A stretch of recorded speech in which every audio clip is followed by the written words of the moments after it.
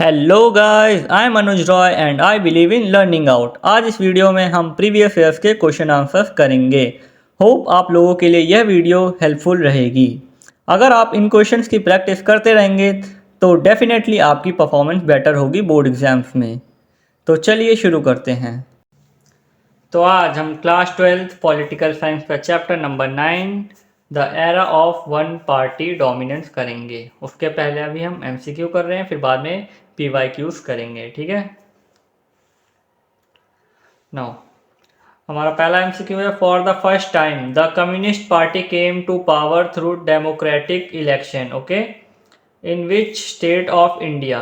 कौन से state of India में आया था communist party first time power में? West Bengal, Kerala, Tripura and Manipur. तो इसका करेक्ट आंसर है Kerala. After independence the first Lok Sabha election had to be postponed twice. ठीक है, दो बार पोस्टपोन्डेड हुए and were finally held from दो डेट्स के बीच में जो हमारी इलेक्शंस थी वो रखी गई थी। क्या क्या थी वो? नवंबर 1951 टू फरवरी 1952। अभी हम मेनली फिर मंथ पढ़ेंगे क्योंकि सारे ईयर सेम ही है। December to February, September to February and October to February. तो इसका करेक्ट आंसर है अक्टूबर टू फरवरी। ठीक है। नाउ अब हमारा है third MCQ. Which political party was expected to win the first general election in India? ठीक है, Bharatiya Jana Sangh, Indian national Congress, Communist party of India and Socialist Party. तो इसका है इंडियन नेशनल कांग्रेस, INC। ठीक है, INC से ही आगे से बोला जाएगा। What legacy did the Indian national Congress inherited? कौन सी लेगेसी इन्होंने इनहेरिट करी अपने इसे आगे लेके गए? That helped it to win first general election. ठीक है, legacy of British governance, legacy of the national, legacy of the princely state and legacy of the religious group. तो करेक्ट आंसर है answer B, legacy of national movement. ठीक है, क्योंकि इन्होंने national movement में बहुत ज़्यादा सपोर्ट किया था और ये जितने भी लीडर थे कांग्रेस के ही थे। ओके, अब हमारा fifth MCQ. The first chief election commissioner of India was SL Shakdher and KVK Sundaram and Sukumar Sen and RK Trivedi. तो इसका है सुकुमार सेन, ऑप्शन बी। ठीक है। The era of one party dominance in India refers to the period from, कौन से पीरियड को रेफर करता है? 1952 to 1962, 1977 to 84 and 1989 to 1996 and 1998 to 2004। इसका करेक्ट आंसर है ए। ठीक है, 1952 टू 1962 वन पार्ट। अब हमारा seventh MCQ. Name the founder president of the Congress socialist party. ठीक है, KM मुंशी, आचार्य नारेंद्र देव, श्यामा प्रसाद मुखर्जी एंड मीनो मसानी। तो इसका करेक्ट है ऑप्शन बी, आचार्य नारेंद्र देव। उसके बाद अब है मैच द फॉलोइंग। कॉलम में से कॉलम बी को मैच करना है। सुकुमार सेन, जवाहरलाल नेहरू, राम मनोहर लोहिया, EMC नंबूदिरीपद। ठीक है, तो सुकुमार सेन कौन थे? हमारे फर्स्ट चीफ इलेक्शन कमिश्नर। ठीक है, तो इसका हो गया third. Jawaharlal Nehru PM after first general election. Ram Manohar Lohia, जो राम मनोहर लोहिया थे वो प्रोमिनेंट सोशलिस्ट लीडर थे एंड EMC नंबूदिरीपद। ठीक है, वो थे की CPI लीडर, जो कि हमारा करेक्ट आंसर है सी। नाउ अब नाइन्थ एमसीक्यू हमारा। Identify the odd one out based on the role during the Congress dominance era. ठीक है, हमें ऑड वन आउट फाइंड करना है। Bharatiya Jana Sangh, communist party of India, Indian national Congress, socialist party. ठीक है, तो इसका ऑड वन आउट है इंडियन नेशनल कांग्रेस। ठीक है।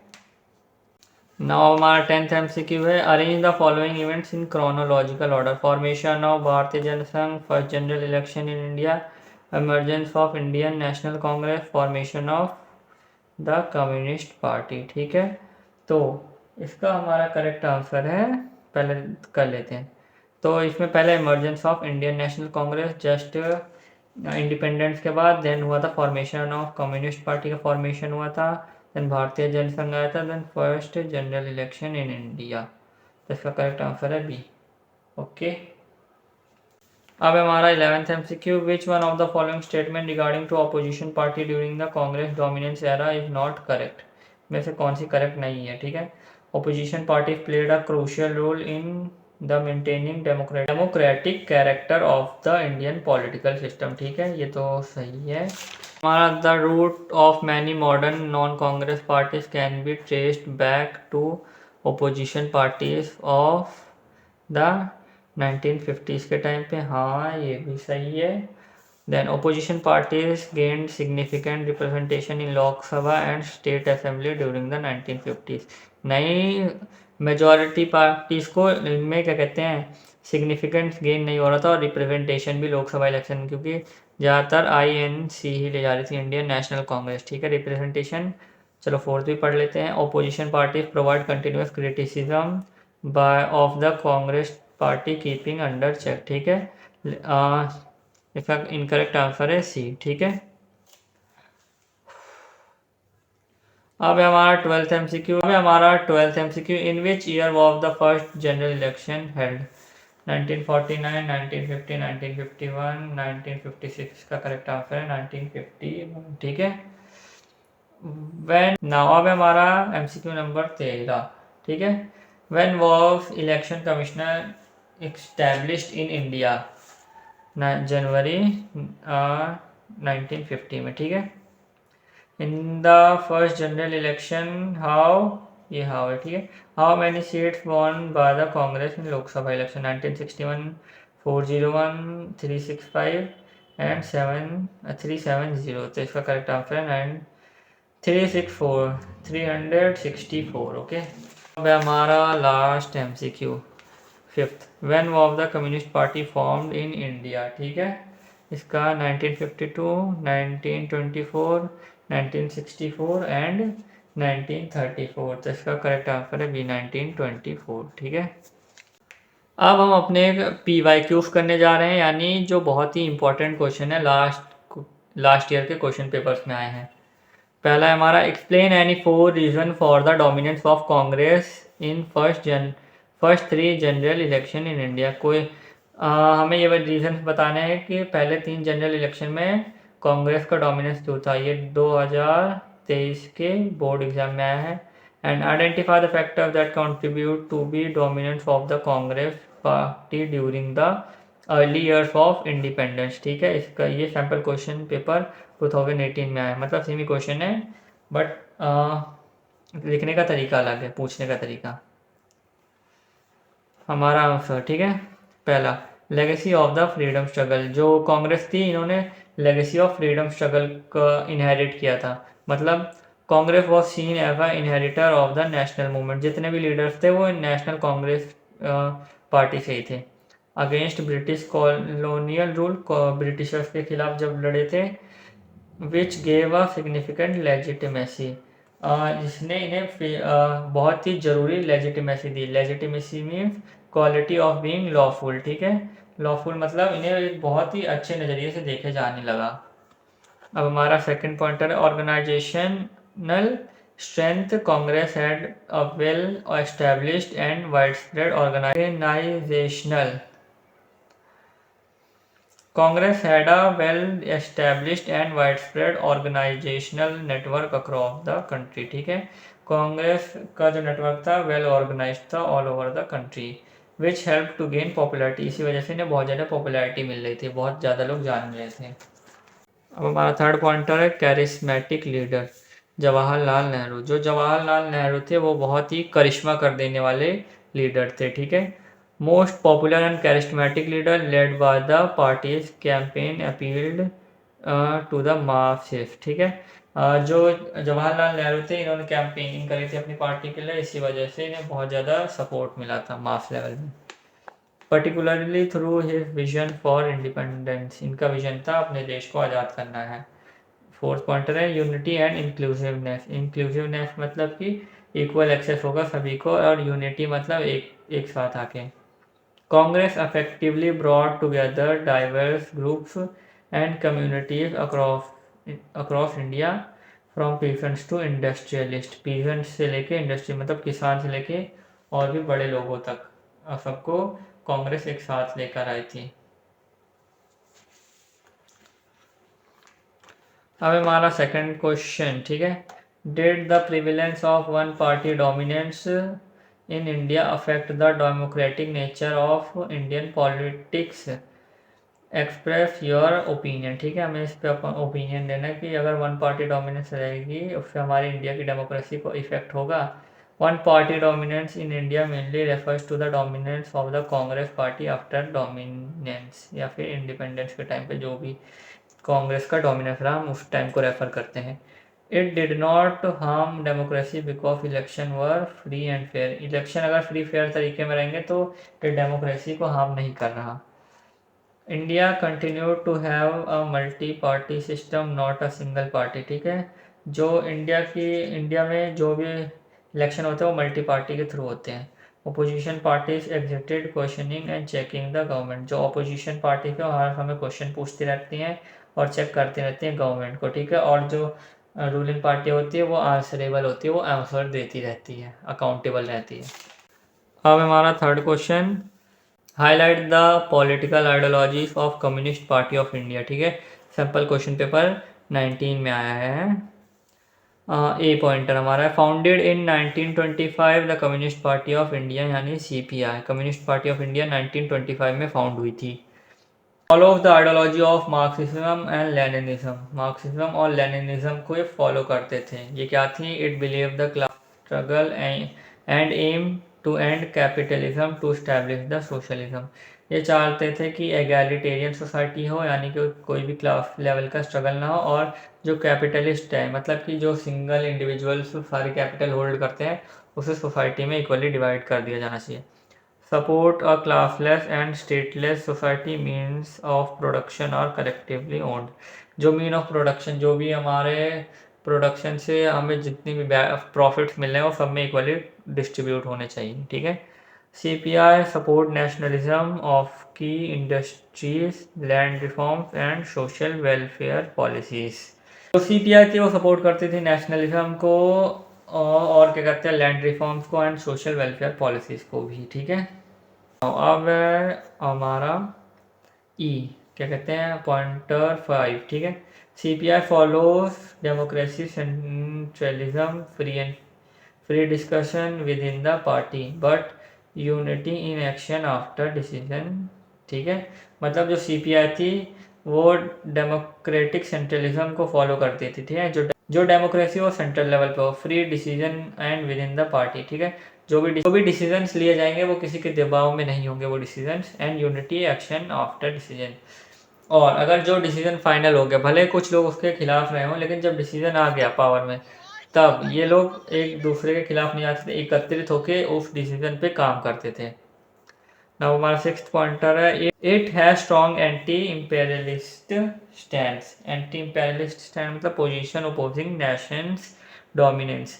मतलब जो उस टाइम पे नेशन का डोमिनेंस रहता था उसे भी ये लोग अपोज करते थे, उसके खिलाफ खड़े होते थे। Supporting national liberation movement. ठीक है, liberation movement, national liberation movement को ये सपोर्ट करते थे वर्ल्ड वाइड। ठीक है, जो मार्क्सिस्ट और लेनिनिस्ट थे। ठीक है, अब हमारा seventh pointer, the party uphold secularism, social justice, working for the right of Dalits and minority women and workers. ये पार्टी क्या कहते हैं सेक्युलरिज्म, सोशल जस्टिस को प्रमोट करती थी और काम करती थी कि जो दलित हैं उन्हें उनके राइट मिले, माइनॉरिटी लोगों के राइट्स मिले, जो वुमेन है उन्हें भी राइट्स मिले, और जो वर्कर हैं उन्हें भी राइट्स मिले, ताकि इनके रहने की लिविंग कंडीशन अच्छी हो सके। अब हमारा fifth question, analyse any 4 challenges faced by several commission of India before the first general election. First general election में कौन से क्या कहते हैं प्रॉब्लम फेस करी थी हमारे इलेक्शन कमीशन ऑफ इंडिया में 1951 टू 1952 के बारे में बात की जा रही है, और ये बहुत इंपॉर्टेंट क्वेश्चन, यह लगभग टाइम आता ही है। पहला पॉइंटर है डिलिमिटेशन ऑफ कॉन्स्टिट्यूएंसीज, यानी कि कॉन्स्टिट्यूएंसी बनाना, यानी कि जो डिस्ट्रिक्ट है आज के टाइम पे, creating electoral constituency difficult due to India's vast size, diversity and an uneven population distribution.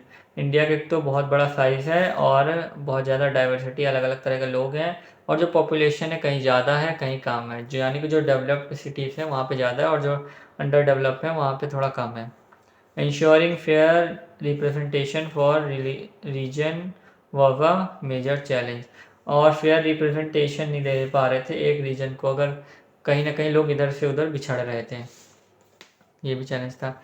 अब हमारा second pointer, preparation of electoral roll. Electoral roll ये जो एक पत्र टाइप होता है, यहाँ पे टिक लगाया जाता था और यहाँ पे जो भी सिंबल बने होते थे, ठीक है, उस टाइम की बात की जा रही. A large illiterate population and lack of proper identity records. जो पॉपुलेशन थे वो इलिटरेट थे, उन्हें पढ़ना वढ़ना नहीं आता था क्या लिखा है और उन्हें इतनी समझ भी नहीं थी. और आइडेंटिटी रिकॉर्ड्स में जो वुमेन थी उन्हें लिस्ट किया जाते थे एज अ वाइफ और एज अ डॉटर. जो फलाने की बेटी है और वो धमकाने की बेटी है या उसकी बीवी है, इस वजह से वाइफ को इस तरह माना जाता था. उनकी कोई प्रॉपर आइडेंटिटी ही नहीं थी उस टाइम पे. अब हमारा third pointer, training of polling officers. यानी इलेक्शन कमीशन जो थी उन्होंने 3 लाख पोलिंग ऑफिसर्स, यानी जो ऑफिसर्स इलेक्शन को कंडक्ट कर रहे थे, 3 लाख लोगों को ट्रेन किया था उस टाइम पे, जो काफ़ी बड़ा चैलेंज था. This require time, resources and administrative capacity. ठीक है, इसमें बहुत ज़्यादा टाइम और रिसोर्सेज लग रहे थे और एडमिनिस्ट्रेशन कैपेसिटीज लग रही थी. अब हमारा फोर्थ पॉइंट है, logistical and communication challenges. Conducting election for about 17 crore voters across rural remote areas were extremely complex. जो रूरल और रिमोट एरियाज में 17 करोड़ लोग थे, उनके लिए इलेक्शन रखना काफ़ी बड़ी बात थी. पुअर ट्रांसपोर्ट था, कम्युनिकेशन फैसिलिटीज ठीक नहीं थी, मेड इलेक्शन मैनेजमेंट डिफ़िकल्ट. ठीक है, और इलेक्शन मैनेजमेंट बहुत ज़्यादा डिफ़िकल्ट होता जा रहा था. इसमें एक दो पॉइंट और बता देता हूँ, जैसे कि जो इलेक्शन थे उस टाइम पे जो एक मैगजीन छपी थी उसमें कहा गया था कि जो इंडिया है ये बिगेस्ट गैम्बल खेल रही है अपने अपने लोगों के साथ, क्योंकि एक गरीब जो कंट्री है उसमें डेमोक्रेसी इस्टेब्लिश करना बहुत बड़ी बात है. और जवाहरलाल नेहरू को भी क्रिटिसाइज़ किया जा रहा था उस टाइम पे इसके बारे में. वहाँ पे हमने फिफ्थ क्वेश्चन करा था, यहाँ फोर्थ, आगे पीछे हो गए थे question. How of the dominance of Congress party India different from the dominance of one party in other countries, explain with any example. ठीक है, हमें किसी भी 2 एग्जाम्पल के साथ बताना है. ठीक है, the dominance of Congress of democratic in nature. ठीक है, जो डोमिनेंस कर रही थी कांग्रेस वो डेमोक्रेटिक थे उनके नेचर में. It emerge through free and fair competition election. Free और फेयर इलेक्शन करवा रही थी उस टाइम पे, इसी वजह से तब भी फ्री एंड फेयर थे, तब भी कांग्रेस बिना चीटिंग के जीत रही थी. Unlike many other countries India had multi party system. India ने सिंगल पार्टी नहीं मल्टी पार्टी सिस्टम था, कोई भी पार्टी पार्टिसिपेट कर सकती थी इलेक्शन में. ठीक है, with a real and active opposition. उस टाइम पे जो ओपोजिशन थी वो रियल थी और एक्टिव थी, मतलब कि ये नहीं कि किसी के दबाव में ओपोजिशन शायद आज है. ठीक है, एग्जाम्पल अब हम देख लेते हैं. India despite present opposition party Congress repeatedly won election due to popular support and leader. ठीक है, जो कांग्रेस थी उनका बहुत पॉपुलर सपोर्ट था और उनका बहुत अच्छा लीडर था, इसीलिए वो बार बार जीते जा रहे थे. हमने अभी पिछले में पढ़ा कैरिस्मेटिक लीडर था या फिर charismatic. In contrast, in countries like China, Cuba and ruling communist party enjoy constitutional and legal monopoly. ठीक है, जो ये चाइना, क्यूबा यहाँ सिंगल पार्टी रूल रहता है और ये कॉन्स्टिट्यूशन इंजॉय तो करते हैं, लेकिन लीगल मोनोपोली है, मतलब एक सिंगल पार्टी का ही दबदबा है. Leaving no scope for electoral competition. अगर सिंगल पार्टी है तो कंपटीशन कहाँ से ही रहेगा. ओके, अब हम इसका सेकंड एग्जांपल देख लेते हैं. In India opposition party such as Socialist Party and Communist party of India freely contest election. Socialist और कम्युनिस्ट पार्टी फ्रीली इलेक्शन कर सकती थी, मतलब पार्टिसिपेट कर सकती थी इलेक्शन में. इन contrast, in countries like Myanmar, Belarus, the ruling party maintain dominance through military rule and legal suppression opposition. ठीक है, जो म्यांमार और बेलारूस में होता है कि मिलिट्री टोक ओवर कर लेती है. ठीक है, वो नहीं था. अब है 6th question, why was the India experiment with universal adult franchise describe a bold and risky. Bold and risky मतलब कि बहुत ही ज़्यादा अचंभित करने वाला और बहुत ही जिससे बहुत बुरा प्रभाव पड़ेगा अगर ये फेल हुआ तो इंडिया के लिए। इसे क्यों कहा जाता है यूनिवर्सल अडल्ट फ्रेंचाइजी, यानी India's experiment with universal adult franchisee was described as a bold and risky because it gave every adult citizen to vote. ठीक है, एवरी अडल्ट सिटीजन्स को राइट दे देता है कि वो वोट कर सकते हैं regardless of caste, creed, gender और literacy, the right to vote. ठीक है, वहाँ पे कोई जाति वाति नहीं देखी जाती, ना जेंडर देखा जाता है, बस राइट टू वोट रहता है। At the time of independence India had large illiterate population. वहाँ जब इंडिपेंडेंट हुए थे हम तो उस टाइम पे जो हमारी पॉपुलेशन थी बहुत ज़्यादा इलिटरेट थी। And many people were from rural area with the little political awareness. जो रूरल एरिया से थे उनके पास पॉलिटिकल अवेयरनेस बिल्कुल नहीं थी कि किस पार्टी को हमें वोट देना चाहिए। ठीक है, implementation such as system post challenges specially in term of ensuring free election and fair election participation। जो ये सिस्टम इम्पोज किया गया था वो बहुत बड़ा चैलेंज था उस टाइम पे कि फेयर इलेक्शन कैसे करें। ओके, अब हमारा 7th question, why does the author think that the Congress should not have been cohesive and discipline party. जो नाउ अब हमारा 7th का answer, the author believe Congress should have not है भाई, नॉट। ठीक है, नॉट क्वेश्चन में हमारा नॉट है। ठीक है, कि जो कांग्रेस है वो डिसिप्लिन्ड पार्टी नहीं है। It needed to remain broad based representation Indian diverse groups and ideologies. India की डाइवर्स ग्रुप्स और आइडियोलॉजीज पर ये ध्यान नहीं देती। ठीक है, मतलब ये कुछ ही सेक्शन ऑफ लोगों की बातों को मानते हैं, उन्हीं का आइडियोलॉजीज को आगे बढ़ाती है। A tightly controlled party who limits its ability to govern. ठीक है, इफेक्टिवली। ये पार्टी बहुत ज़्यादा टाइटली कंट्रोल्ड रहती है, इसी वजह से ये ठीक से काम नहीं कर पा रही और ठीक से अपनी सरकार नहीं चला पा रही। 8th क्वेश्चन है हमारा, how does the opposition parties of the 1950s played a crucial role in making the democratic characters of the system explain। ठीक है, सैम्पल क्वेश्चन पेपर 16 और 17 में आया है। हमें बताना है कि जो ओपोजिशन पार्टीज थी 1950s के टाइम पे वो क्रूशल रोल प्ले कर रही थी डेमोक्रेटिक कैरेक्टर सिस्टम बनाने के लिए, जो डेमोक्रेसी अच्छे से बनाने के लिए।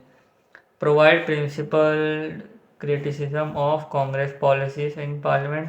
जो कांग्रेस की पॉलिसीज थी उन पे अच्छे से ध्यान दिया जा रहा था, उसे क्रिटिसाइज भी कर रहे थे और उन पे ध्यान भी दे रहे थे कि हाँ अगर ये ठीक है तो ठीक है, नहीं है तो फिर उसे अपोज ही कर रहे थे। ऑफर्ड अल्टरनेटिव व्यू पॉइंट, सबके अलग अलग पॉइंट थे, सबके अलग अलग पॉइंट्स पे ध्यान दिया जाता थे, व्यू पॉइंट्स पे। Giving people different choices. ठीक है, सभी लोगों को डिफरेंट डिफरेंट चॉइस थी बोलने के, अपने पॉइंट ऑफ व्यू रखने के। अब हमारा 3rd पॉइंट है, kept the ruling party in check. ठीक है, रूलिंग पार्टी को चेक किया जा रहा था, preventing misuse of their power, ताकि जो कांग्रेस है अपनी पावर्स का मिसयूज ना करे। ठीक है, और लास्ट पॉइंट है, strengthen democracy by keeping debates active and healthy. ठीक है, जो भी डिबेट्स और डिस्कशंस हो रहे थे एक्टिव और हेल्दी मैनर में हो रहे थे। ठीक है, तो बस आज के लिए इतना ही हमारे। थैंक यू, शुक्रिया और धन्यवाद कि आप लोगों ने यह वीडियो एंड तक देखी। And before living this video leave like share and subscribe this YouTube channel, ताकि हम ऐसी PYQs की वीडियो लाते रहें। अब हम आपसे मिलते हैं अगली वीडियो में।